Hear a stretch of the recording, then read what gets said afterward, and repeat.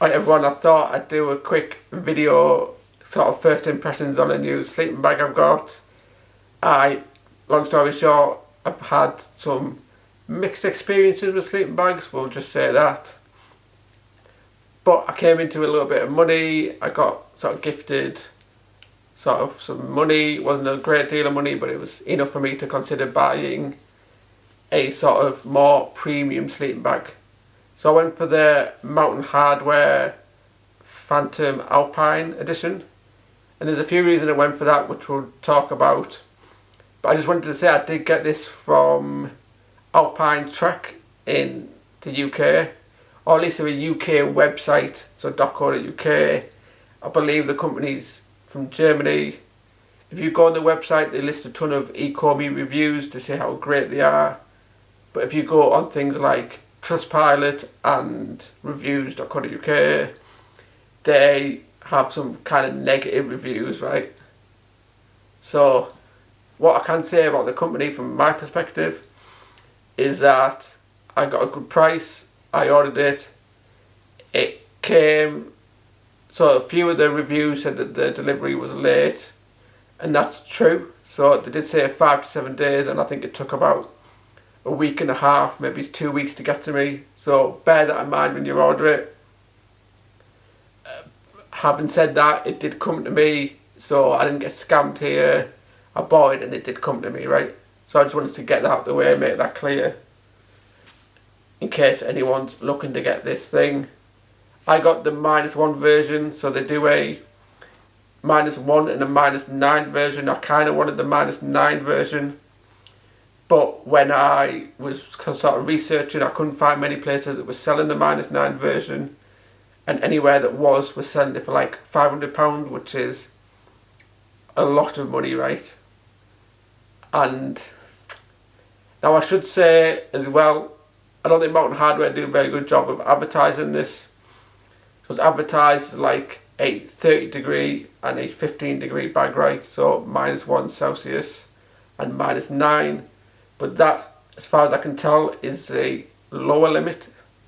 So the -1, I believe, is around 4 degrees as a comfort rating. I can't find much of that listed anywhere.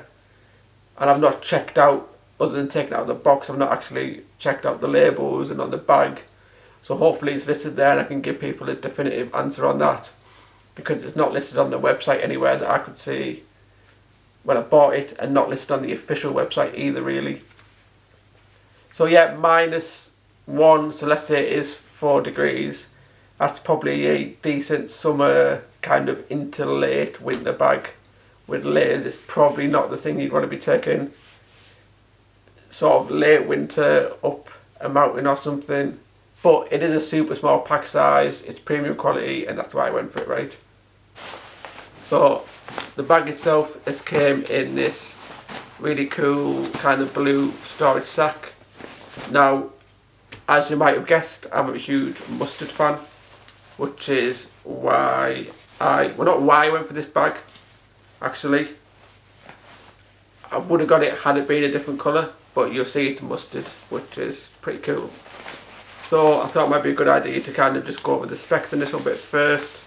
So this is made with 850 full power down, and it is responsibly sourced down, which to me is pretty important. I do have another down sleeping bag. I have an Ice Flame. I don't think there's any reviews on YouTube of that, so if anyone wants one, let me know. That is a considerably cheaper sleeping bag to this, and it is a Chinese made one. So with that, again, you take it with a pinch of salt.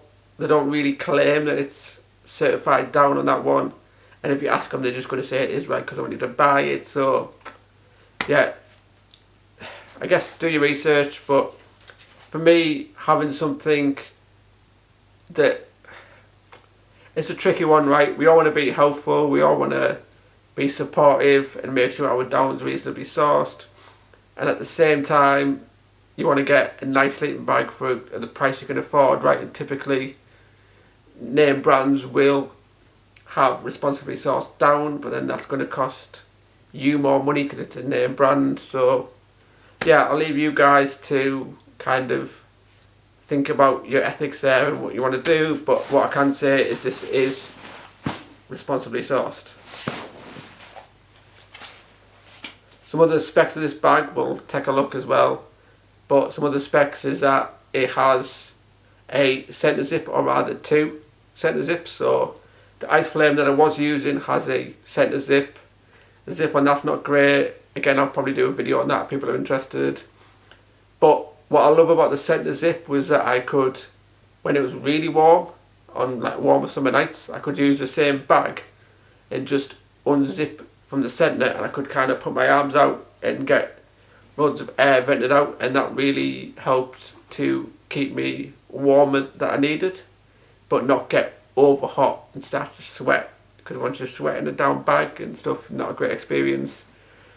So that was really well, and I hadn't really thought much of centre zips. Like, that was my first bag with a centre zip in it, and it's honestly been a bit of a game changer for me. I loved it, so I was really looking for something that had a centre zip as well. And because this is an Alpine sleeping bag, what that means is that it is designed for, so they do a normal Phantom, which comes in a different colour and that has a side zip, but because this is an Alpine version, it's designed for people climbing mountains, where if you're in a tent on the side of a mountain, you need to be kind of strapped in, right? So you need to be always sort of connected to the rock face. So in doing that, you need to run your line out with the sleeping bag. So if it was on the side, it wouldn't really work. So they give you 2 centre zips. So whichever way you're facing to the rock face and the mountain you climb in, you can run a harness and a wire out to keep you safe, right?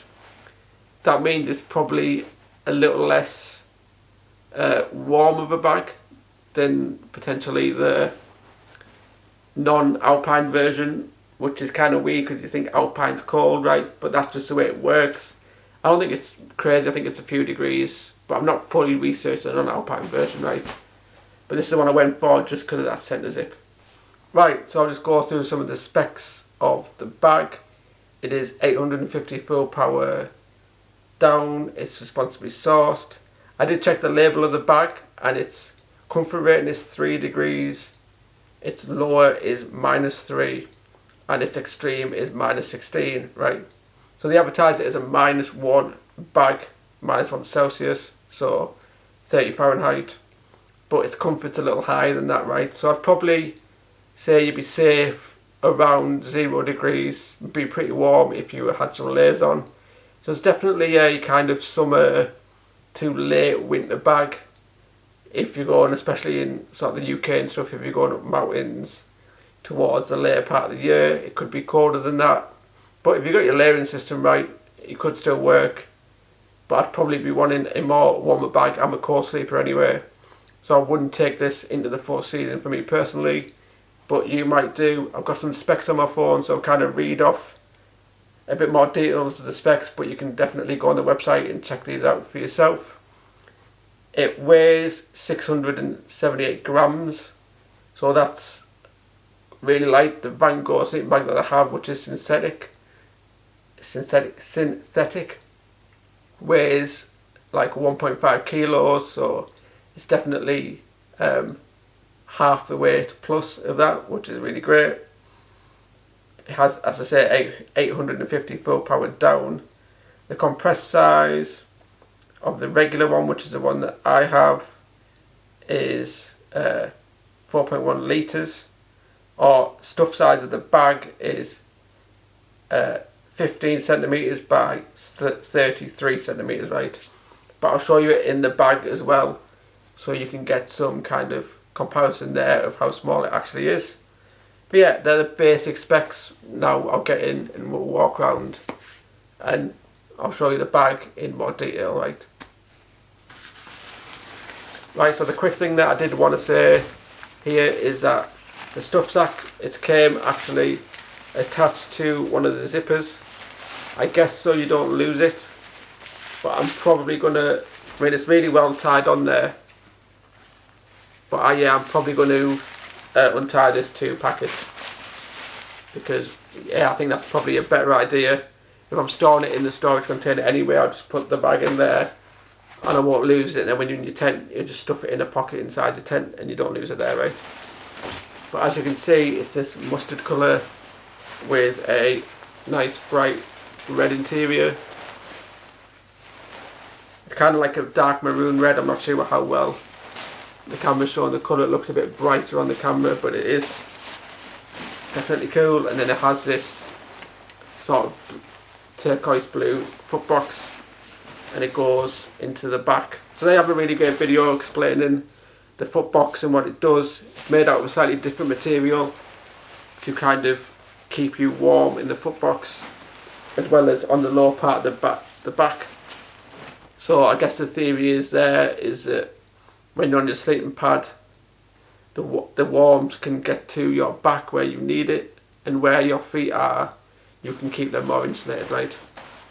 But yeah, it also has little hanging loops again if you want to hang it up in a wardrobe or something, or on a line when you've used it. And it has this huge sticker thing on the bottom saying, under penalty of law, this tag not to be removed except by the customer. All new material consisting of goose down of 90% down. The contents have been sterilised. So yeah, that's on the bottom of the bag. I'm probably just going to leave that on. I don't really kind of want it on the bag, but it's probably not going to do any harm. We'll see when I use it. If I decide to take it off, I'll take it off. But yeah, we'll zoom in and we'll get a much closer look at the bag. Right, so hopefully you can see the profile of the sleeping bag a bit better, and you can see where it says Alpine right there. Yeah, but we're going to kind of zoom in and hopefully go through the whole bag together. Right, yeah, so I'm not really too sure on the best way to do this, so we're just going to have a quick pan over. So you can see where it says Alpine there, and has the Phantom -1 there. Mountain Hardwear logo on the side of the bag. Obviously the red zip, which is on both sides as we come up. Another logo there. And then you have the hood section there. So yeah, so this is the hood section. This is obviously the main body.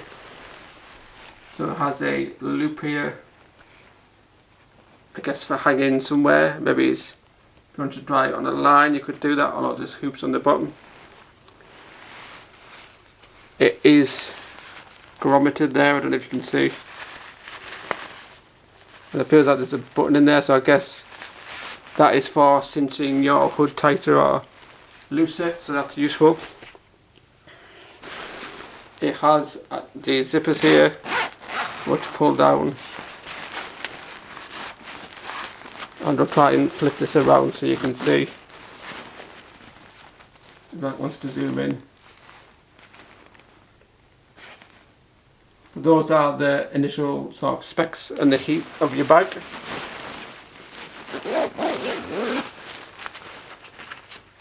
One thing I can feel straight away is just how good these zippers feel to use.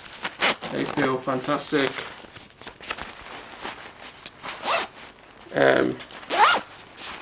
They never feel like snagging, unlike some of the other down bags I have. And they have this loop here. I'm not sure how well the camera's picking that up, but they have a loop to kind of cover the zip with, so when you pull it all the way tight,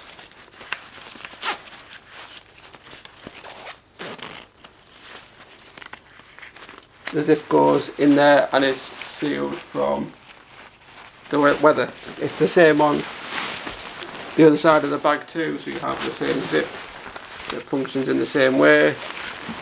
As I mentioned, the stuff sack is attached to the zip, but that will be coming off in a second. So yeah, so let's move up the bag. So I just wanted to show you this section of the bag really quickly. So it has zippers at the bottom there, and you can vent it from the bottom, which is cool. It also has an internal kind of protection baffle again at the bottom for keeping the cold out, which is super useful. But it does not zip down all the way, and it does not zip down and become sort of like a quilt, right? I don't do that anyway on any sleeping bags I've owned, but that's something to keep note of. And again, you come to this footbox section, so it says Alpine on it, and it has the camera will focus. Hopefully you can see that. There you go, the Phantom -1, 850 full power down. This is a separate colour, this is a separate type of fabric. Again, go and check their video out on there where they explain how that works. But yeah, that's a quick rundown and overview of the bag. I'll turn it over real quickly so you can see the back, but it is pretty much the same as the front. There's nothing really different, it's just a plain back, right? Right, so this quickly is it stuffed down into its stuff sack. I've not got it as small as it would probably go, but I didn't want to over stuff it for first use. And in comparison, this is the Van Gogh, so as you can see it is much bigger. So together you can probably get a pretty good idea here of just the size difference. So yeah, overall I'm really happy. It looks like it's got a better zip than the ice flame I was using. That thing snags all the time. This doesn't seem like it's going to do that. It's expensive, it cost me about £330, so that is an expensive sleeping bag. But hopefully it's going to be a sleeping bag for life, right? Anyway, I hope everyone's doing well. Hopefully now that COVID's started to die down again, you know, we can get out and get wild camping and cooking outdoors and doing all the stuff we really love. Right, bye everyone.